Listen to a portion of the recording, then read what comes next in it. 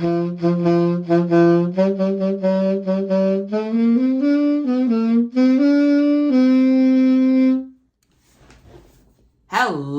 and welcome to the table. I'm your host, Teen Wolf, and today is a very, very, very big day for this channel.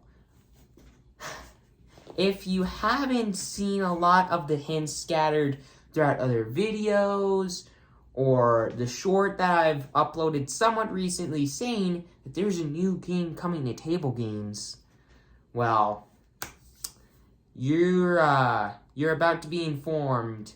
There's a new game coming to table games, TCG, and we're going to explain what's going on, why this is happening. We're going to talk about all of it. We're going to talk about the game coming to this channel as well. Just a little bit. Just a little hint. But anyways, with all of that aside, let's get into the video. But before that, real quick, just gotta mention it. Please consider subscribing. It's completely free, and you won't regret it. So anyways, let's get into the video. So, a while back, actually, near the beginning of this year, actually, probably like mid-January?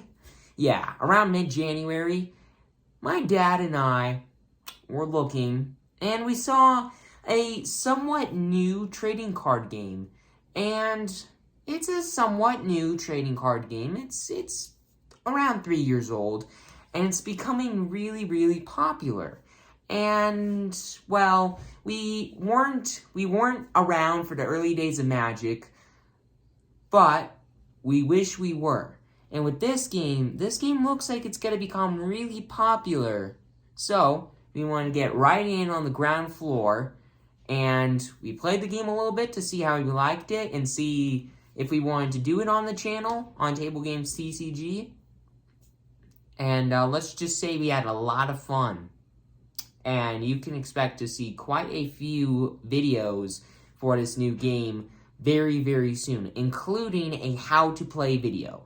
Now, before we go any further, I just gotta mention, no, I'm not just gonna quit doing Magic the Gathering and only do this. I am going to do both games. There's probably going to be certain stints where I do a lot of one game and not a lot of the other, but I'm going to try to make it as balanced as I can, like one video for one game, one for the other, and like kind of go back and forth more. But there are going to be stints where there's going to be more of one game and less of the other.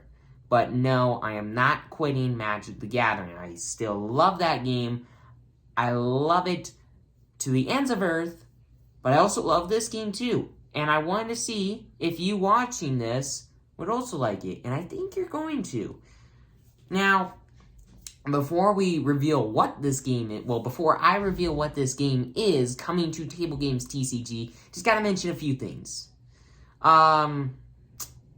This game, the reason that I'm saying that I feel like it's going to become really popular, or that it's going to become really popular and we want to get on the ground floor of it, I'm saying that because I have a feeling that this game's going to become the new Magic the Gathering. Now, what I mean by that is, in the trading card game world, the TCG world, there is something I like to call the three greats.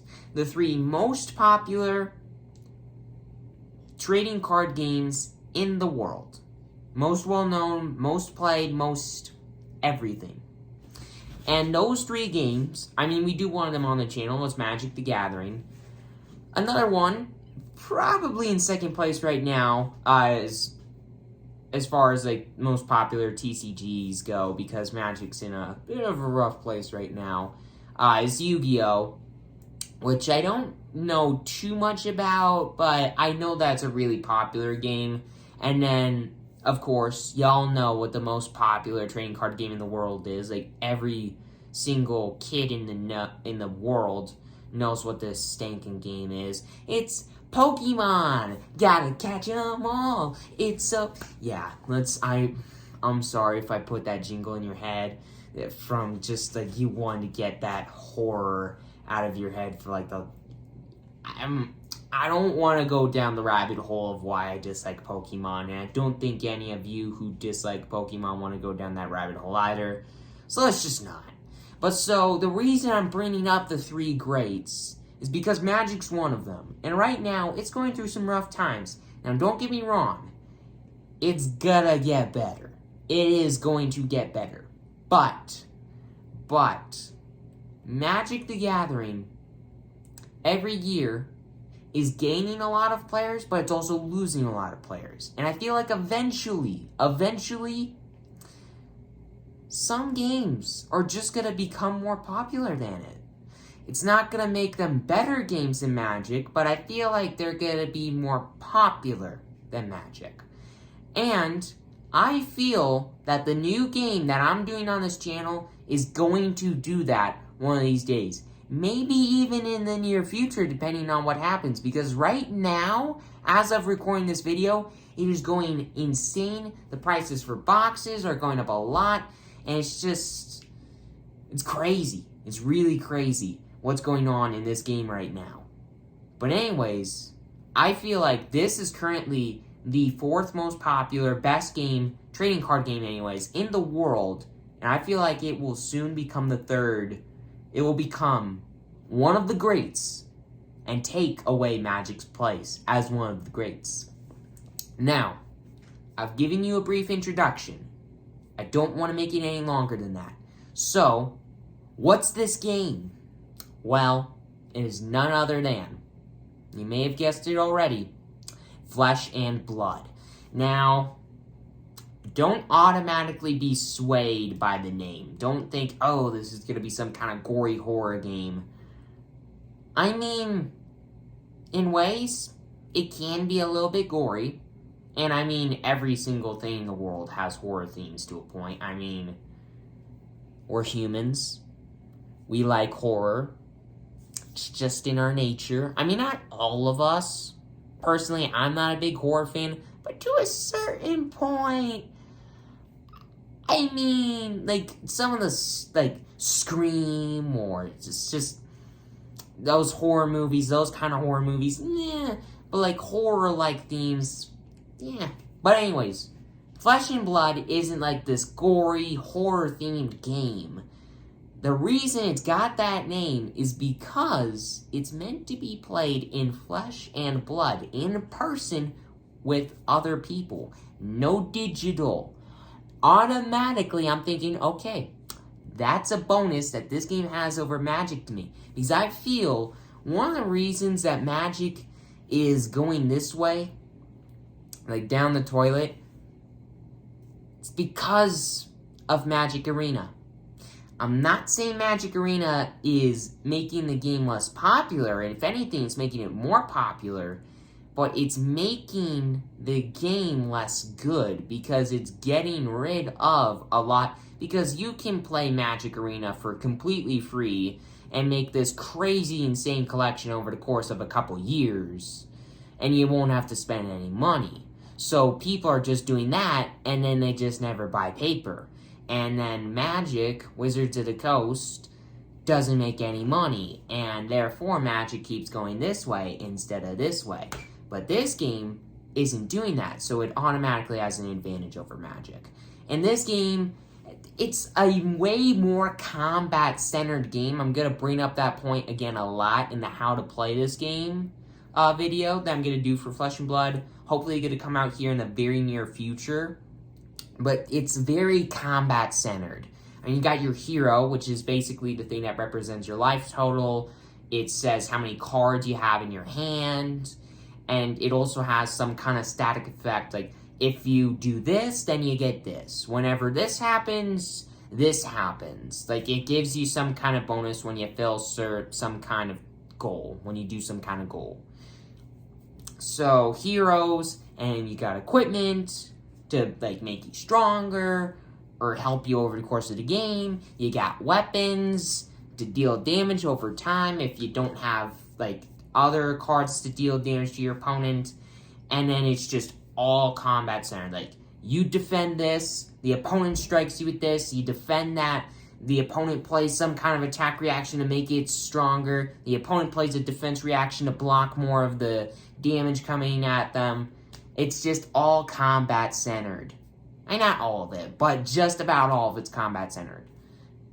And this game, like I said, 3 years old. It's got 8 sets, so it's not gonna make it's not making as many products as Magic, but they're very good products. In this game, in ways, has some way better collectible cards than Magic. I mean, there are some really expensive cards. I mean, I got here, and I'll show you some more of the boxes that me and my dad have gotten here in a bit. I got a completely empty. It's completely... Me and my dad already drafted all of it. But we got a box of Welcome to Wrath. Welcome to Wrath, the very first set, Unlimited, not the Alpha version, which we'll talk about the difference between Unlimited and First Edition later on the channel. But Welcome to Wrath, very first set, very first pack I ever opened of this, for this game. I opened a pack, I looked at the cards, I went like, ooh, that's cool, that's cool, that's cool. And I saw an L, a giant, it's just an L. And an L in this game stands for Legendary. Think of Legendaries as this game's version of Mythics in Magic the Gathering. Well, this legendary equipment called Mask of Momentum costs a mere 90, no, not 90, I'm joking. 60 bucks. 60 bucks. So, almost paid for this entire box with one card. Me and my dad bought this box before it got more expensive. I'm pretty sure it's 90 bucks now. And 24 packs instead of 36. But there's no mana in this game as well. So, it kind of balances itself out. Another advantage this game has over Magic. No such thing as mana screw. Or mana flood. Doesn't exist. I mean, depending on how you build the deck, you could get mana screwed or mana flooded in it some kind of way, but no,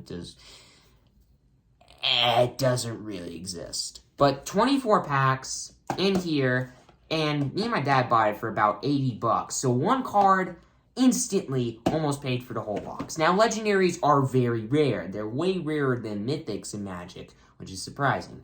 But anyways, had a ton of fun with that, did a draft with that, had tons of fun, and me and my dad were like, okay, this is awesome. Let's get some more boxes. I got the last 2 sets that have come out, coming here very soon. But me and my dad just recently, very recently, we actually, as of recording this video, drafted with it last night. We got a box of Arcane Rising, the second set. Very, very good set. Very fun set. Very good draft set. So we got that, and then we got the third set to ever come out. It's still 24 packs, but it's only 10 card packs instead of the normal 15. Crucible of War, the third set, the third expansion for this game, but it's a good one. There are some very good cards in this set. Very, very good cards in this set. And then we also said, all right, we've heard some good things about this set. We also got Monarch. Also, from what I've heard, a very fun set. Not exactly sure what to expect in there. I mean, I know that there's like light and shadow stuff. And there's a lot of stuff to do with soul, which I'm not 100% sure what that is yet. But whatever, we'll figure it out when we get there. And we also got a first edition Tales of Aria, which at the time, well, when we bought this, it was a $10 difference between the Unlimited in the first edition, and to get a chance at cold foils over just rainbow foils, I mean, we're like, why not? And we'll also talk about rainbow foils versus cold foils, but to give you like a basic overview of the difference, a rainbow foil is like a regular foil in Magic, and a cold foil is like an etched or some kind of special foil. And, it's just, God, it's very, very fun. And the only difference between Unlimited and First Edition, I'm just going to say it now. Unlimited, just rainbow, no cold foil. First Edition, you get a chance at cold foils. But those are very rare. but they usually cost a lot. So, there you go. But anyways, that's that. Arcane Rising is fun and all. But this game is a very, very fun game, and it is a very affordable game, in my opinion. Smaller packs, but less packs. They're not smaller packs, not always. But, smaller, or less packs in the box, but they cost way less. I mean, an Everfest box, which me and my dad didn't get, costs, as of recording this video, $65 on Amazon. That's $2.50 a pack. I'm pretty sure. Correct me if my math's wrong. But that's insane. $2.50 versus in Magic, a draft pack at our local game stores costs $4, and a set costs $6.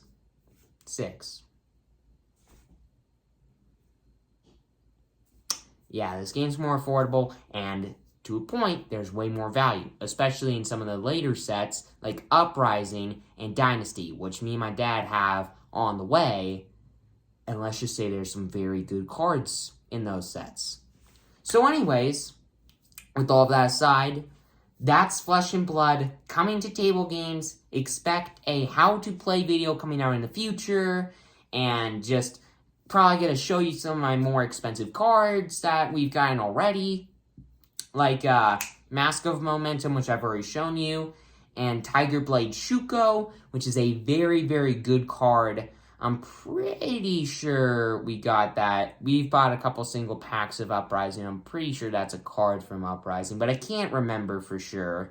But anyways, very, very fun game. It got some great value, and I'd say way more affordable than Magic. I would definitely recommend playing it because it's a lot of fun. It's more complicated in Magic to learn how to play.